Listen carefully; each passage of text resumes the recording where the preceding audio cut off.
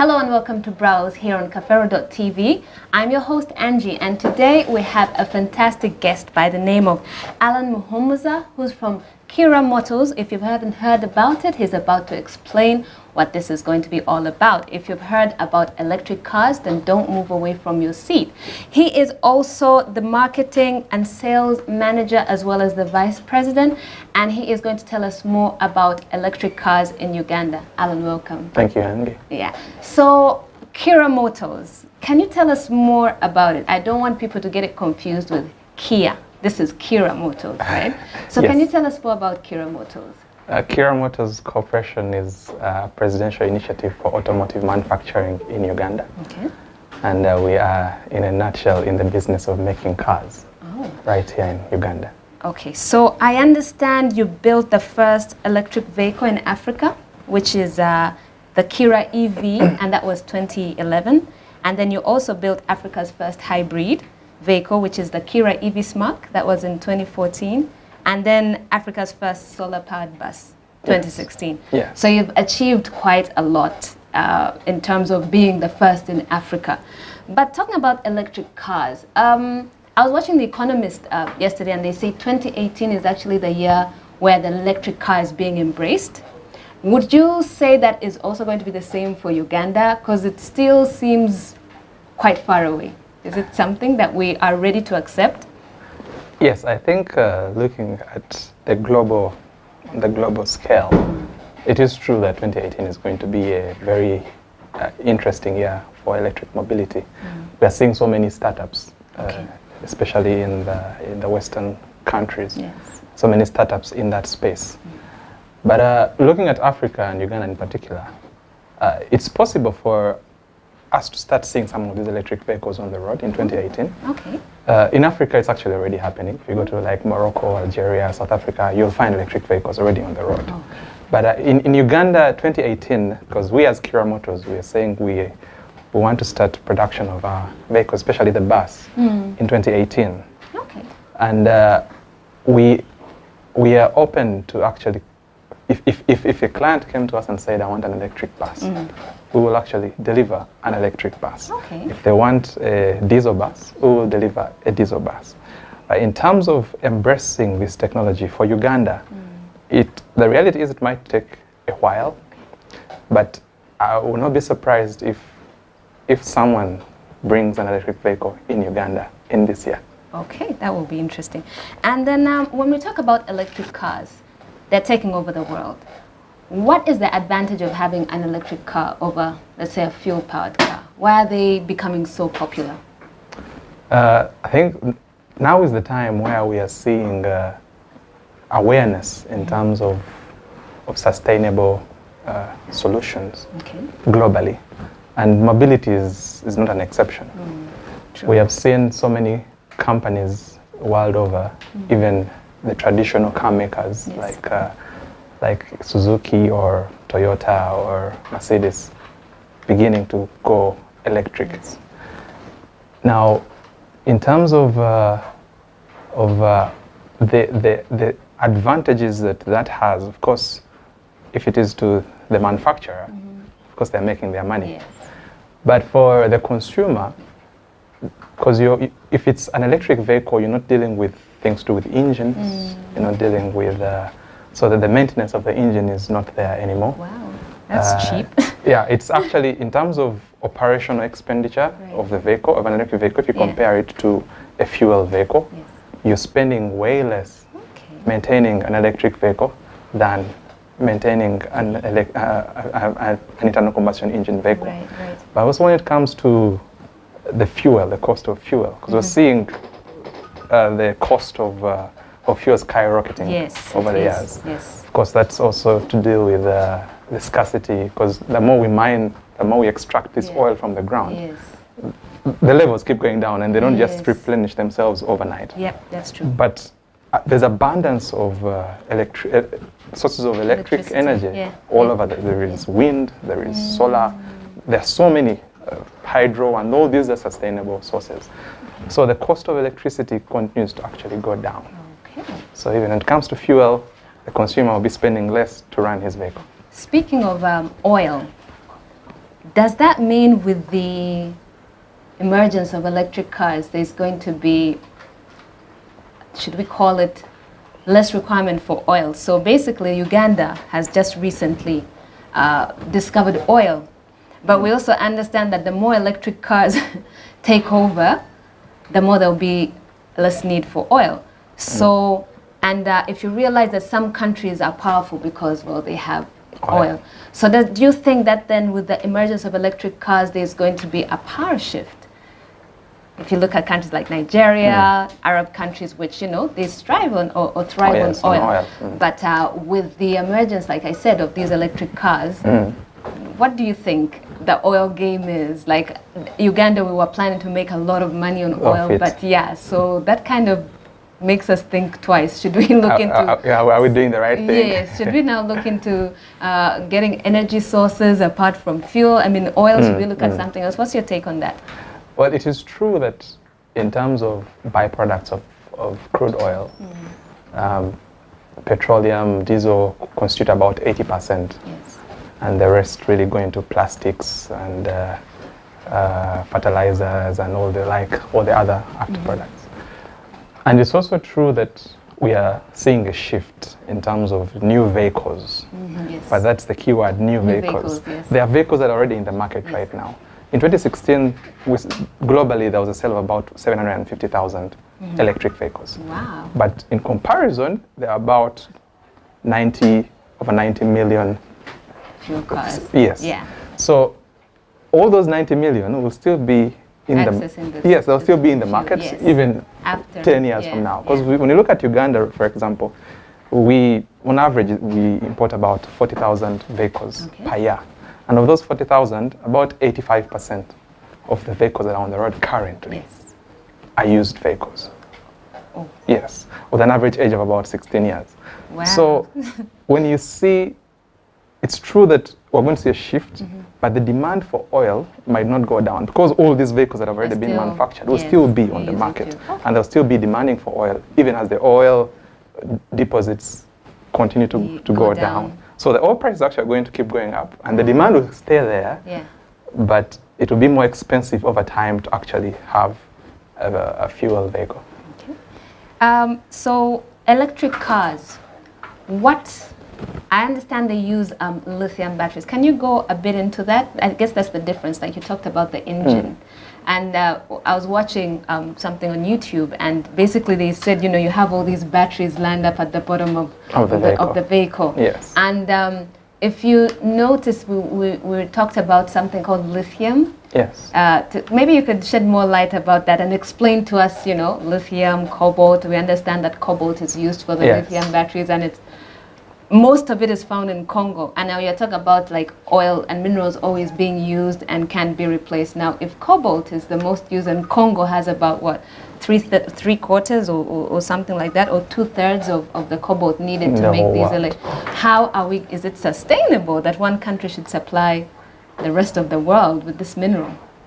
Yeah, I think the Congo is in business, you could say. Uganda also is endowed with some of that resource, because we have about 5.5 million tons of cobalt. Oh boy, okay, we're doing well. Yeah, we are not badly off either. But right now, because as you're dealing with mobility, if you look at an internal combustion engine vehicle, you have your fuel in a tank, and then you burn that fuel to convert it into energy, and then which propels the vehicle forward. Now, for an electric vehicle, the same way you'd have solar, maybe, for example, in your house, and you have batteries to store the energy. You need that energy stored somewhere, so that when you need it to drive the vehicle, you can just call upon it. So that's why we have those batteries in those vehicles. And currently, the most popular battery is the lithium-ion battery, which is even in that iPad right there. All these electronic devices, they use lithium-ion batteries. And the minerals that are used in those is lithium, cobalt, and graphite. Okay. And just like, you know, in Africa, we are blessed to have a wealth of natural resources. And I think now is the opportunity to leverage those resources. The same way in the Congo, you know, they have all that amount of cobalt. It's an opportunity for them to actually now start mass production of batteries, not export the cobalt out. So those are opportunities that are already being generated by the mere existence of this technology. But in terms of if the Congo were to run out of its cobalt, I'm sure by that time, as technology keeps advancing, we'll have other alternative sources of energy or storage that can be utilized and that could even be more efficient. It's interesting. I've never heard actually that Uganda has cobalt, so I guess we are really a rich nation and we need to take advantage of that. Has the government had any, has the government given Kiira Motors any support? Are they involved? What's their involvement, if any? Especially the buses. I mean, especially the buses. Yes. Are they excited? Are they? What would you have anything to say? Oh yes. Kiira Motors is actually a government-owned company. Okay. So we are fully owned by government, and government has supported us right from the time when we were still at that stage. You know, Kiira Motors started more of as a co-curricular activity at Makerere University about 2007, when a few students and their lecturers were invited to participate in a global consortium under MIT to build an electric vehicle, a 5-seater electric vehicle targeting the Indian market. So Makerere University was actually the only African university that participated in that consortium. Brilliant. And that vehicle was completed in 2008. It was launched and was showcased in Italy. So from that experience, the team came back and like, we can actually do something. These things are not rocket science. What can be done there, we can also do. So they embarked on making Africa's first electric vehicle, which brought out the birth of the Kiira EV. And at that time, the president was very excited about it. And we managed to get some funding through the Presidential Initiative for Science and Technology. And that has brought us thus far, to the point where now we are a company fully incorporated in automotive manufacturing and fully owned by government. So government is 100% behind this and excited to make sure that this actually comes to fruition. Oh, brilliant. Speaking of governments, I understand some of the European governments are actually making it, should I say, regulations that in some of their cities, as close as 2025, they won't be allowing fuel-powered cars, or should I say fuel cars, to be sold or to come into their cities. And that kind of poses a question for me. Actually, two questions. Number one, would the government of Uganda ever consider, obviously you can't speak on their behalf, but I wonder if our government would pass such a law, because there are still laws that you can't get a car in here that's a certain age old. I know in Nairobi it takes effect, but that also makes me wonder if all these international countries are putting a blockage to buying fuel cars and promoting electric cars, doesn't that mean then, should we call it dumping of fuel cars in countries like Uganda, where, well, our regulations are not so. So I guess I'm asking, do you see a situation where Europe is going to stop all these fuel cars and then, you know, they'll become extremely cheap and devalued, and then somehow they'll end up here because something maybe that was at $3,000 is now at $200 because they can't sell them there? What do you think? Globally, when you look at the way countries have responded to this move, it's quite interesting because about 14 countries globally have set actual targets for the sale of electric vehicles. And when you do the math, by 2020, the amount of vehicles that will be required to be consumed by those 14 countries will be 13 million electric vehicles. Wow. So that shows the opportunity for even companies like us. If people are wondering, is it the right time for us? Yes, it is the right time because 2020 is not far. And 13 million vehicles are not few either. Because currently, if last year, it's 2016, only 750,000 vehicles were sold, electric vehicles. And by 2020, they need 13 million. Wow. That gap, it will take more than the companies that are currently existing so to actually everyone meet that should demand. Jump into the market. Yes, we should jump into this market. But now, looking at Uganda, you know, we are actually party to the Paris Agreement and also the Kyoto Protocol, where there are some targets that need to be met in terms of fuel efficiency, in terms of emission standards and all that. So it might not be in 2018 where Uganda will start setting targets because we haven't even started consuming these vehicles as of yet. But I know and I am convinced that as this technology becomes more consumed within the region, those targets are going to be set. Because it's the only way you can also spur that economic development in that area and also make companies like Kiira Motors that are doing some value addition in-house be more competitive. Okay. Now, if I bought an electric car today, how easy is it for me to maintain it? Like if I break down as I'm going home, can I call my mechanic? Yeah, you know, can I call my mechanic and just he's been fixing my fuel car? Can I then just give him an electric car? Or are people who are like mechanics today, do they need to go back to school and completely learn different skills? You know, in the automotive industry, we have groups of people that we call influencers. These are people who influence the customers' buying factors or their needs for their products. And one of the key people are actually people who repair vehicles, who work in service centers. Because there are people who actually, people go to and ask, what car should I buy? And now they will tell you the car that they can repair. That's the car they will recommend to you. They will not tell you go and buy a 2017 Mercedes-Benz because they know the electronics in there, they might not be able to handle them. Only says Kiira Motors will be able to, given that really that is their business. So, and even us as Kiira Motors, we know, because the time we also did a feasibility study and went around and talked to all these influencers, the banking industry, because the banking industry is actually very key because vehicles are actually not so cheap. And people might have a role to play in ensuring that those vehicles people can be able to pay for them maybe over a period of time.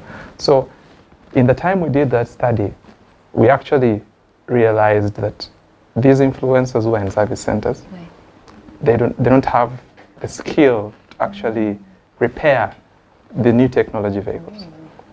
Now, we as Kiira Motors, one of our mandates is to actually equip the service centers such that they are the ones that you can easily go to when you not always come to Kiira Motors, for example. So we train them and ensure that they have the right equipment, the right tools, the right skills to actually deliver as required. So right now, if you bought an electric vehicle and you broke down on the road, of course, Kiira Motors, we can be able to sort you out.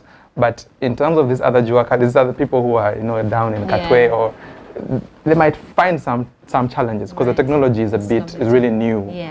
But I think that's now a gap and an area in which we as Kiira Motors, as an original equipment manufacturer, will step in to actually see how we can ensure that we are competitive locally. I think as Kiira Motors, then I suppose you should have a training center. Oh yes, we definitely will have. If it's sending someone to school and to study, like we said, even the world is going digital. It's like sending someone to go and study secretary or hoping to be someone's secretary when someone can send an email off their desk. Then I think the final question or something I'd like to talk about. Recently, 2016, China purchased quite a lot of electric cars, and everyone, whenever you mention China, it's like those guys at the top. I mean, they took the electric cars very seriously, I guess, before the rest of the world really caught up. Why do you think China was very interested in buying so many electric cars? What's the goal there? Actually, China is currently the global leader in the automotive industry. Even in terms of manufacturing, because in 2016 still, I think they had about 30% of the vehicles consumed in that year were from China, and they were the leader at that time. So in terms of technology, China currently is pushing, is aggressive in being the leader, not just in the automotive industry, but in many other fields. So It's not a surprise that there was because they consumed 45% of the 750,000 electric vehicles. Wow. And right after them was Europe, Yes. followed by the US. Okay. Now, it's not a surprise because they're not few people either, Yeah. because they're the world's largest Yes, population. So in terms of the market, they have the world's largest market in one area. Yeah. So they are able to work out the economies of scale and Yeah. bring down their costs. Right. They utilize their natural resources, and their government is really aggressive about ensuring that they are competitive, because even the targets they have set for the electric vehicle manufacturing are even more ambitious than any other country. So I think it's the reason as to why they were able to consume them is because they have already embraced that technology, and for them really it is the future, and they have accepted it, and they are working towards being the global leaders in that area. Wow. So I think as Africa, and even Uganda specifically, there are some lessons we can learn from there. I think so. You know, because China didn't start from up there. Yeah. They started down and built their economy. I think And even one as day we Uganda, woke we up can and be they were able at the to. top of Yeah, they were at the everything. top. No, they are threatening everyone right now. Yeah. Okay, so ladies and gentlemen, that was Alan Muhumuza from Kiira Motors Corporation.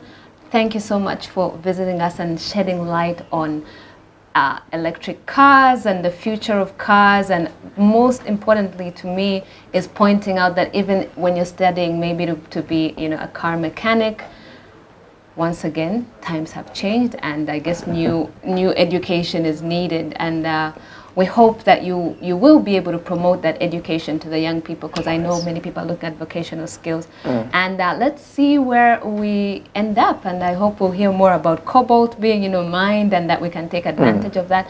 But thank you so much been a for pleasure. coming. Thank you to our viewers. Thank you for joining us here on Browse on Kafeero.tv. Once again, I was your host, Angie. Thank you once again.